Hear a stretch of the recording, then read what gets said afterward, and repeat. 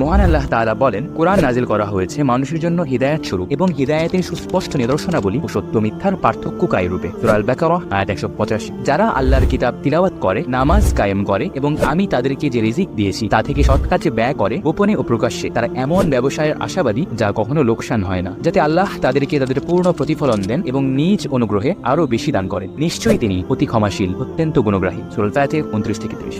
30 নং পারা হিফজ ও পূর্ণাঙ্গ নাজরা কোর্স সাদাকাতুল খায়রিল উম্মাহ কর্তৃক আয়োজিত বিশ্বসেরা মিশরের আল আজহার ইউনিভার্সিটির তরুণ ও মেধাবী আলেমের তত্ত্বাবধানে বন্ধুদের জন্য পবিত্র কোরআনের 30তম পারা হিফজ ও নাজরাতুল কোরআন কোর্স।